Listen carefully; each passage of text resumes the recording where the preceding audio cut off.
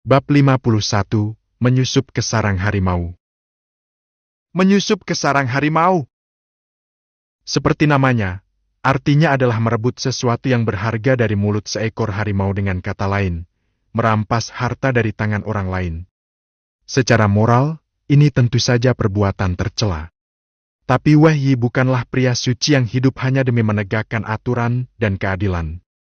Apalagi, yang hendak ia jarah kali ini adalah Black Tiger Society, kelompok yang sudah 2 kali datang mengusiknya. Maka, kalau bisa menendang balik, mengapa tidak? Tengah malam, hening menyelimuti hutan liar yang sunyi. Suara burung malam bersahutan dengan dengkuran lembut kodok-kodok rawa. Bayangan 2 sosok berbalut pakaian hitam menyelinap cepat di antara pepohonan, seperti arwah pemburu yang akrab dengan gelap dan bahaya. Wei dan Li Hanlun mengenakan pakaian malam sepenuhnya, wajah mereka ditutupi kain hitam. Wajar saja, orang yang hendak melakukan sesuatu yang tak boleh ketahuan, harus tahu cara menyembunyikan diri. Langkah mereka cepat, tubuh mereka ringan. Dalam sekejap, mereka telah berpindah dari satu bukit ke bukit lain, menyusuri hutan lebat bagaikan pemburu yang sangat mengenal jalur rahasia alam liar. Tak satu pun binatang buas terganggu, tak satu pun daun kering yang berbunyi sia-sia. Masih jauh? Tanya Wei lirih, menyeka peluh di dahinya. Sebentar lagi? Sahut Li Hanlun dengan suara tertahan. Sudah dekat, di balik bukit itu. Wajah Hanlun agak pucat, berlari dalam waktu lama tentu bukan hal ringan, bahkan bagi seorang murid berbakat. Beberapa langkah kemudian, suasana berubah drastis. Hutan yang sebelumnya rapat tiba-tiba terbuka, menampilkan sebuah tanah lapang liar, semak belukar tumbuh liar di atas pemakaman tua yang terlupakan. Nisan-nisan tua berserakan seperti bayangan masa lalu yang tak diingat. Berhenti! Wahyi tiba-tiba menarik lengan Hanlun, lalu mendorongnya untuk tiarap di tanah. Ada orang mengawasi. Hanlun mengintip hati-hati dari balik semak. Di kejauhan, di atas dataran tinggi kecil, memang terlihat beberapa sosok berjaga, mata mereka awas menyapu sekeliling. Meski dari kejauhan tak bisa melihat wajah mereka, tapi dari potongan pakaian dan emblem yang tersemat, sudah jelas mereka adalah murid luar dari sekta Overlord, dan lebih tepatnya, orang-orang dari Black Tiger Society. Tak salah tempat, gumam Hanlun. Kita menemukan sarang mereka. Namun alih-alih panik, wajahnya justru menampilkan senyum puas. Menurutmu, mereka lagi gali makam siapa? Wei bertanya pelan, matanya menatap ke arah bukit nisan yang baru saja tergali. Ya, apa yang dikerjakan Black Tiger Society saat ini adalah menggali kuburan. Tapi bukan sembarang kuburan. Menurut tebakan Wei, ini pasti makam tokoh luar biasa. Entah itu bangsawan besar yang menyembunyikan identitas, atau seorang ahli bela diri zaman dulu yang menyimpan pusaka menakjubkan di dalam liang lahatnya.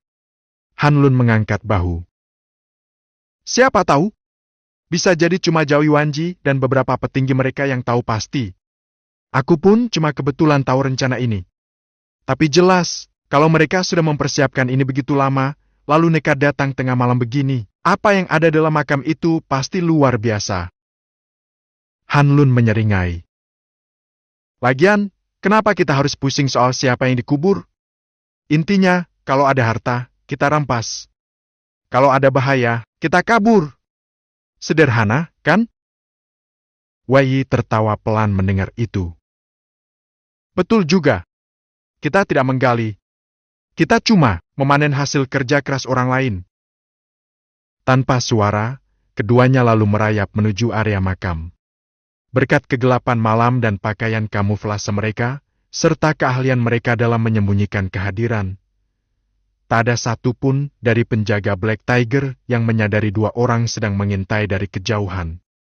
Sekitar seperempat cangkir waktu teh, mereka berhenti di balik sebuah nisan retak yang cukup besar. Dari tempat mereka bersembunyi, bisa terlihat jelas aktivitas di kejauhan. Sebuah lubang besar telah digali di tengah tanah kuburan. Di sekelilingnya, beberapa orang terus menggali dengan penuh semangat, sementara 3 sosok berdiri mengawasi, seperti pengawas yang menanti hasil panen. Mata Wei langsung menajam. Ketika ketiga sosok itu akhirnya cukup terlihat, ia mengerutkan kening. Itu mereka. Benar-benar mereka. Sosok bertubuh tinggi besar di sana tak lain adalah Zhao Yuanji, pemimpin Black Tiger Society, yang dikenal sebagai salah satu dari 2 harimau besar di kalangan murid luar. Berdiri di sisi kanan dan kirinya adalah 2 tangan kanannya Chu Pingzheng, si harimau bermuka senyum, dan Lei Yuan, si harimau penyakit. 3 orang ini tak diragukan lagi adalah inti kekuatan Black Tiger Society. Mereka adalah pilar utama, jantung dari organisasi itu di kalangan murid luar. Jika dibandingkan dengan anggota biasa, mereka adalah langit dan bumi. Secara logika, melihat bagaimana Wei mempermalukan kelompok mereka 2 kali berturut-turut, balas dendam seharusnya sudah terjadi sejak lama. Namun, kenyataannya, dalam setengah bulan terakhir, tidak ada satupun gerakan dari pihak mereka. Dan ternyata, inilah alasannya mereka tengah fokus menggali makam kuno ini. Jika misi mereka malam ini berhasil, maka hasil yang didapat akan sangat luar biasa. Bahkan bisa jadi cukup untuk membuat kekuatan mereka melonjak tajam dan membuka peluang besar masuk ke dalam lingkaran elite murid dalam. Dengan latar belakang itu, tentu saja urusan pribadi dengan Wei jadi tak sepenting sebelumnya.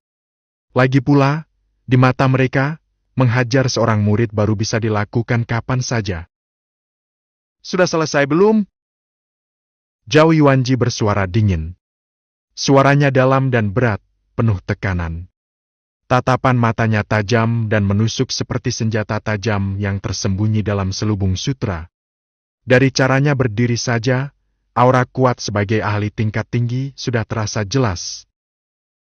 Segera selesai, Ketua! Mendengar suara itu, para anggota yang bertugas menggali langsung mempercepat gerakan mereka. Cangkul dan sekop diayunkan tanpa henti, tanah dilemparkan ke belakang tanpa peduli seberapa kotor atau berat. Sementara itu, Chu Pingzheng, si harimau bermuka senyum, mengangkat alis dan terkekeh. Lucu juga. Si kakek ini dulunya sosok terkenal. Siapa sangka, setelah mati malah dikubur di tempat kumuh seperti ini. Lei Yuan, si harimau penyakit, menjawab tanpa banyak ekspresi. Mungkin dia sengaja menyembunyikan lokasi makamnya. Takut diusik setelah mati.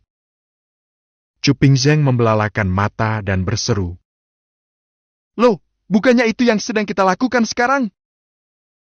Lei Yuan mengerutkan kening. Kau bawel sekali. Aku cuma bosan, tahu? Kalau bosan, turun dan bantu gali sana.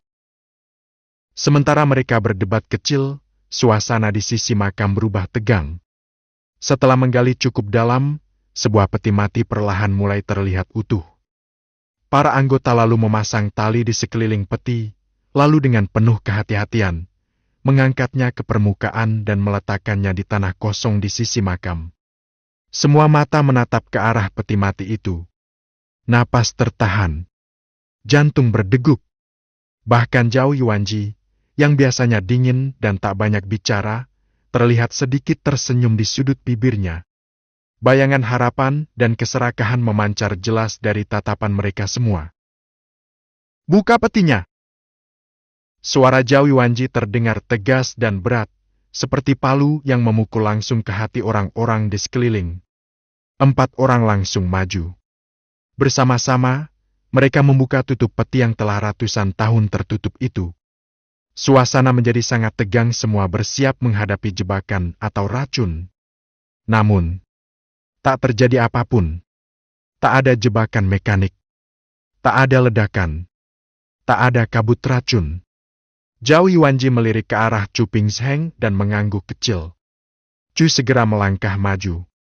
Ia mengenakan sepasang sarung tangan khusus yang tampaknya memang dipersiapkan untuk momen ini. Lalu mulai mengobrak-abrik isi peti. Semua orang menahan napas. Beberapa saat kemudian, mata Chu Pingzheng membelalak. Dapat!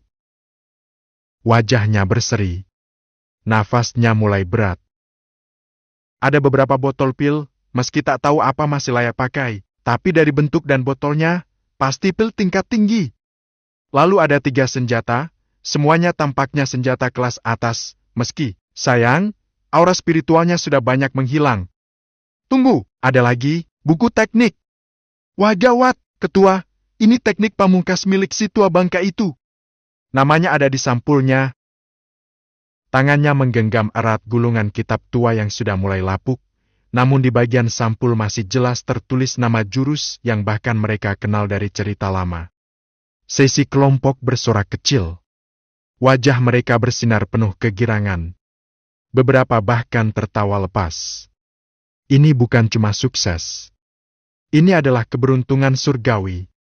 Namun, saat orang-orang Black Tiger Society larut dalam euforia mereka, di balik nisan besar tak jauh dari situ, 2 pasang mata lain ikut berbinar terang.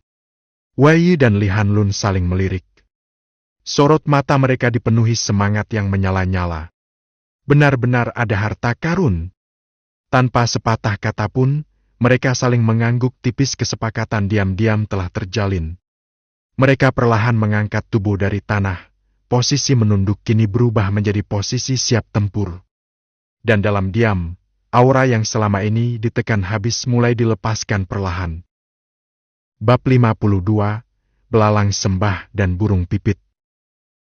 Wei Yi dan Li Hanlun menyempitkan mata mereka, wajah